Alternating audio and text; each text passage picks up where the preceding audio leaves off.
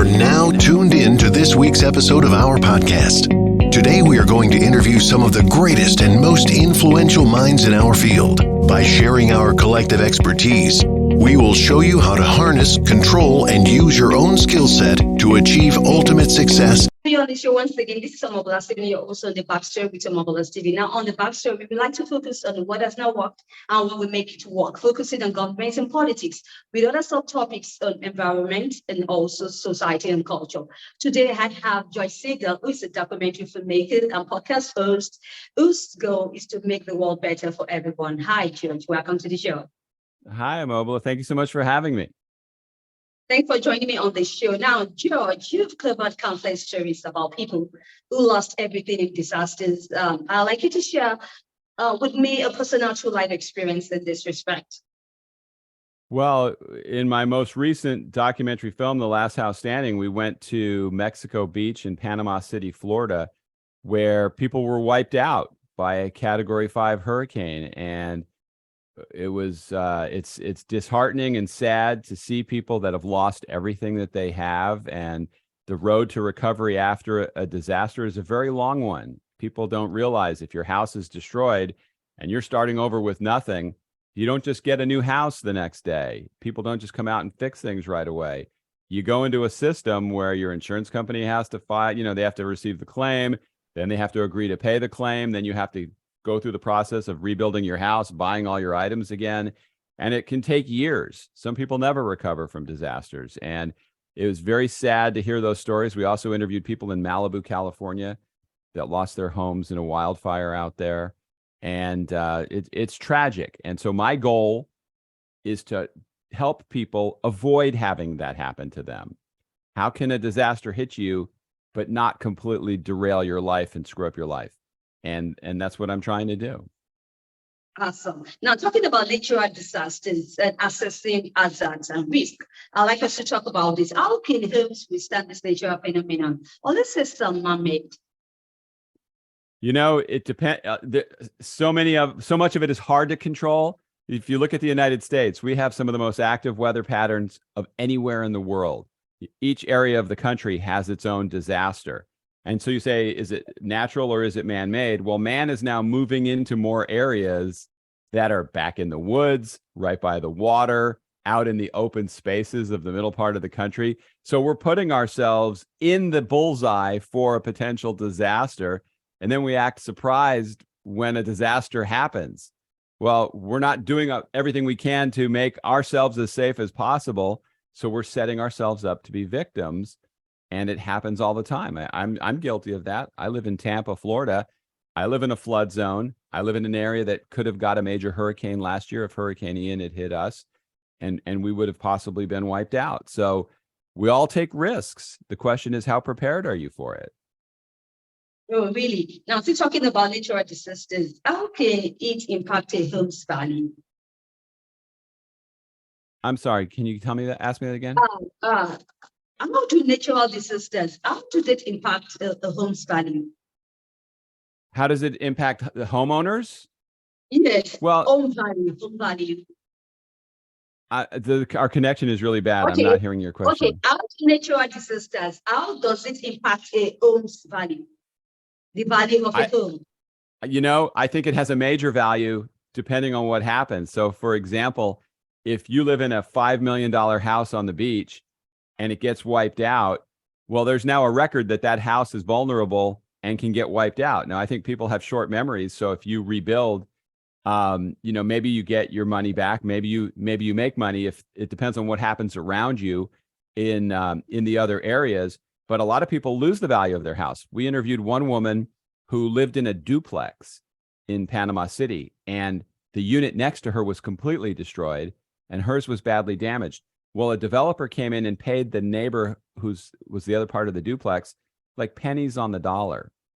And who knows what they're going to do with it? Well, the woman we interviewed cannot rebuild her property because they're not rebuilding their property. So her investment is now worth nothing.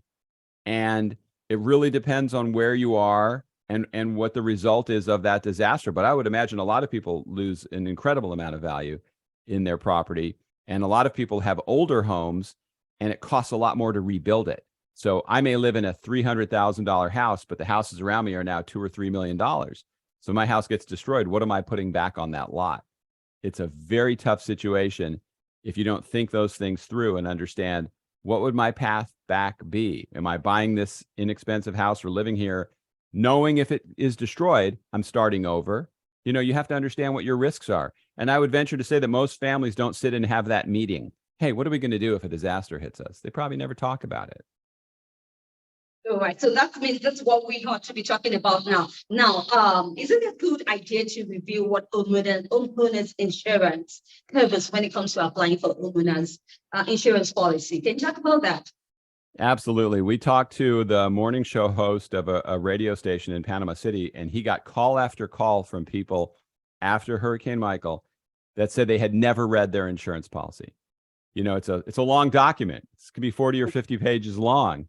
And most people assume, well, I can't renegotiate this document, so why am I reading it? And the reality is you need to understand it. And if you don't want to read it, have the insurance agent who sold you that policy explain it to you clearly so you know what are the exclusions. Some people live in an area where there are fires, but they don't have coverage if there's a wildfire. Most people that live in a hurricane area don't have flood insurance unless they purchase a separate policy.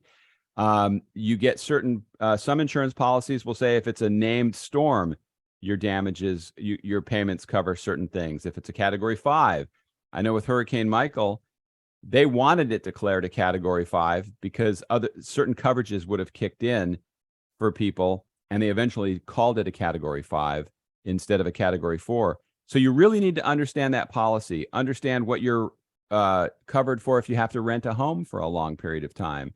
If you're displaced, what about the contents of your house?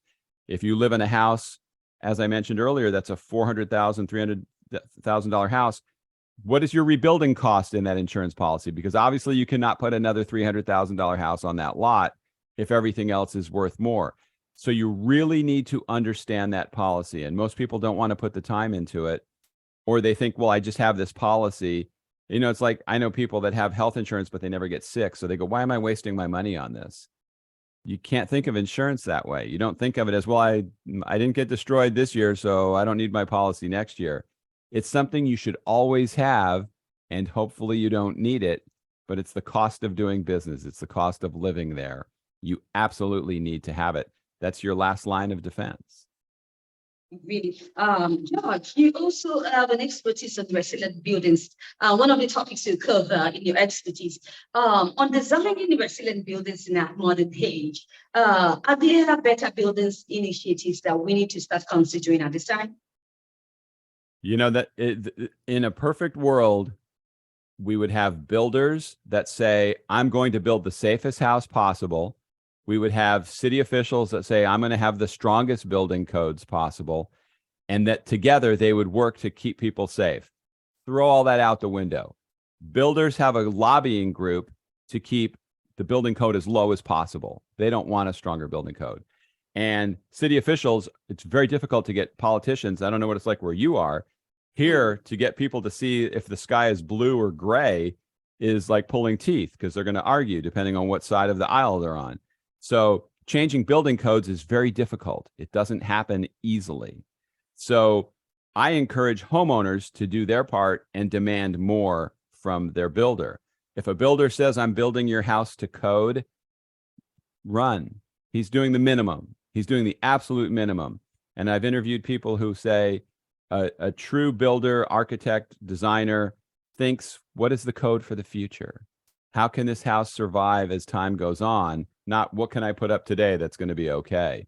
And I'm trying to remember, I think it's Rocket Mortgage has a commercial where they say just okay is the expression. And unfortunately, that's what we settle for with our houses, just okay. And, you know, I'm quite candid. I'm not a fan of the construction industry from my experiences. And I wish people would demand more from these people because they're not giving us their best in most cases. Absolutely. Now, still talking about resiliency, George, what can nature teach us about resiliency in terms of the aftermath of a hurricane where trees, earth, and structures are destroyed? Right? Well, Mother Nature's undefeated, right? Eventually, she wants to take back what we've put there. So What we've learned is the more resilient a structure is built, the more thought that's put into having it survive, the more likely it is to survive. So the house that we featured in Mexico Beach, Florida, from Hurricane Michael had pylons that went 38 feet into the sand. It was elevated, I think, 15 or 20 feet up in the air. That house was built to withstand a major hurricane, and it did. All the houses around it were not built that way, and they were wiped out. Now, not everybody can afford to build a house like that. It's not cheap to do that. So maybe you can't live there. Maybe you shouldn't live there. If you can't afford the disaster, you have to understand that you're taking a risk, you're rolling the dice, and you're hoping it's not going to happen to you. But as we've seen, especially in Florida and Texas, Louisiana, a lot of places in the middle part of the country, when a disaster hits, it's too late at that point. You know, hopefully you aren't killed in the disaster, but you're looking at a long road back.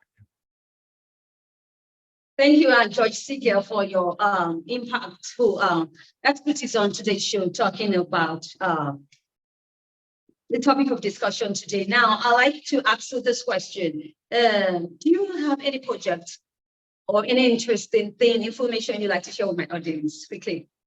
Absolutely. I'd love them to go to see my film. It's called The Last House Standing. It's on my website, thelasthousestanding.org. It's also available on Tubi TV, Tubi TV for free.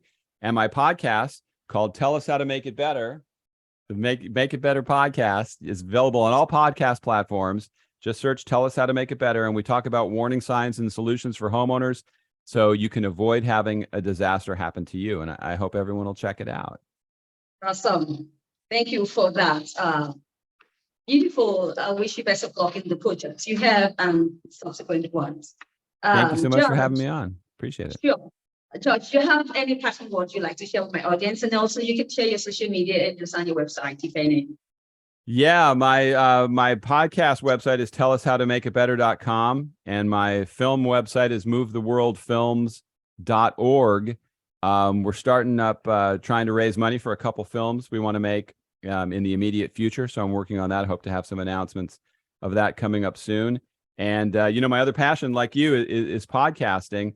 It's tough to get people to go listen to a podcast. Very competitive. Sure. There's 50 million people doing them. But if you're looking for the information that I'm providing, I hope you'll check us out. Sure. Thank you once again, Judge Siegal. Really had a worthwhile time having this discussion with you on the show. I wish you best of luck once again in all the projects. Thank you. Thanks so much for having me on. All right. Now, if you'd like to catch up with any of these episodes of the Backstory with Omobola Stephen, you can check it out on my website, www.omobolastephen.com, or any cross promotion platforms or distribution platforms if I'm meeting, and you have an amazing time. I need you to stay safe with all my love. Bye for now.